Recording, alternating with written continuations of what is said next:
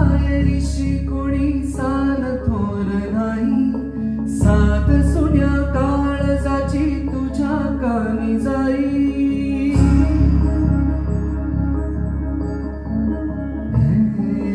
तरी देवा सरनाय भोग कशा पायी, हरवाली वाट दिशा अंधारल्या घाई. ववाळून उधळतो जीव